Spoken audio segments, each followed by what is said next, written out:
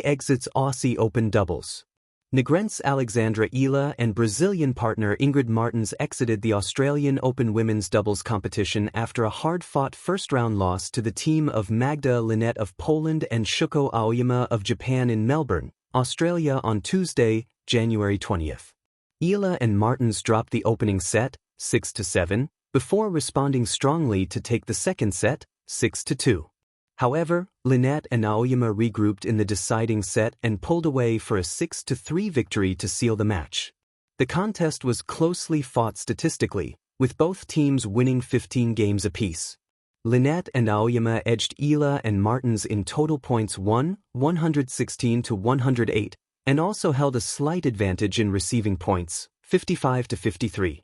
Service efficiency proved to be a key factor, as the Linette-Aoyama pairing won 61 service points compared to 55 by Eala and Martens.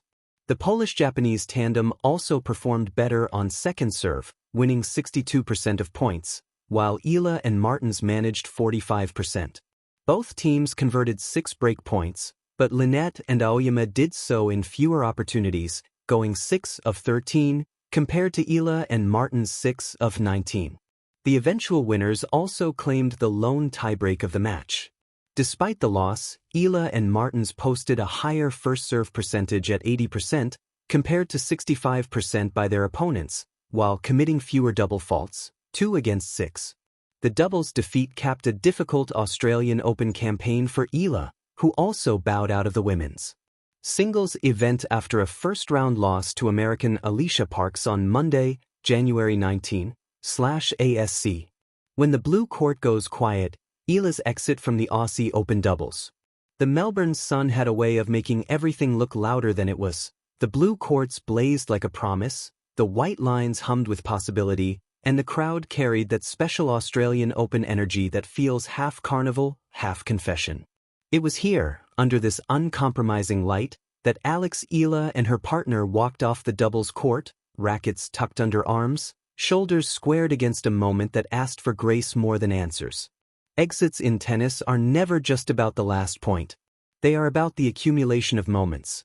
A return caught an inch too late, a volley that kissed the tape and fell back, a whispered, sorry, exchanged at the net. In doubles, perhaps more than anywhere else in the sport, endings arrive as shared experiences. You lose together. You learn together. You walk away carrying the same silence, but each with your own private echo. For Eala, the Australian Open has always been a place of becoming. The courts feel like a classroom with no walls, every match a lesson, every opponent a syllabus. The doubles draw, often treated as a side story by casual observers, is where the margins tighten and instincts sharpen. It is where communication becomes currency and trust is tested at full sprint. To exit here is not a failure, it is a footnote written in sweat.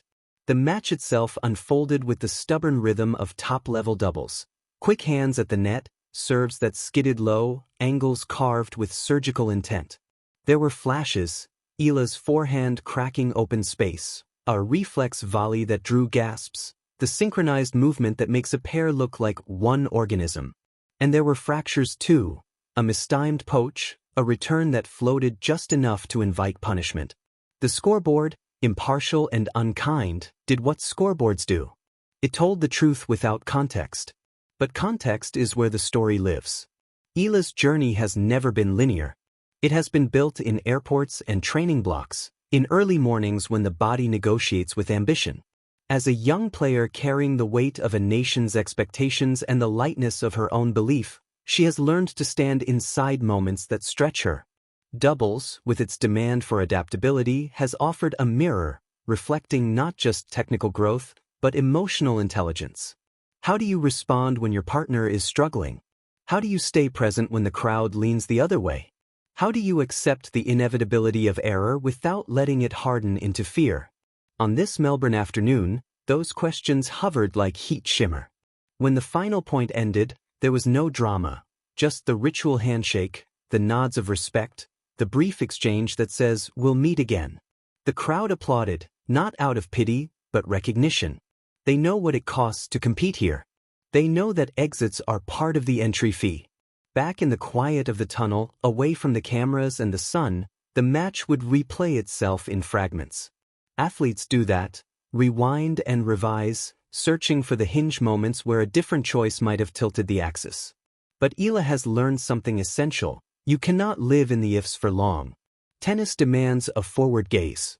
Tomorrow's practice awaits, and with it, the chance to turn today's lessons into tomorrow's weapons. There is also the broader canvas to consider. For Filipino fans watching from afar, Eala's presence at the Australian Open doubles draw was itself a statement. Representation matters, not as a slogan, but as a slow, steady accumulation of visibility. Each match says to a young player somewhere that the path exists, that the courts are open, that the game is big enough to hold their dreams. Exiting does not erase that message, it sharpens it. It tells the truth: the journey is hard and it is worth it. In doubles, chemistry is a language learned under pressure. Partners must trust without overthinking, communicate without clutter, forgive without delay.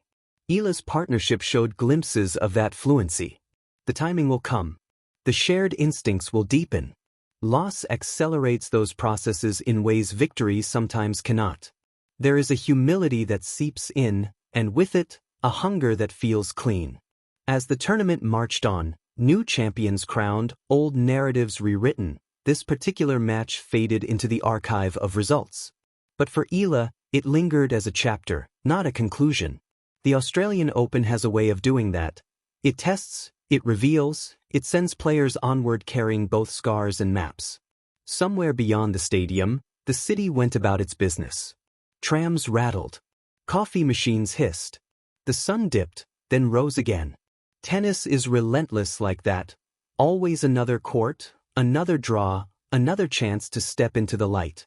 Eala will do so again, with the quiet confidence of someone who understands that exits are not endings, but invitations.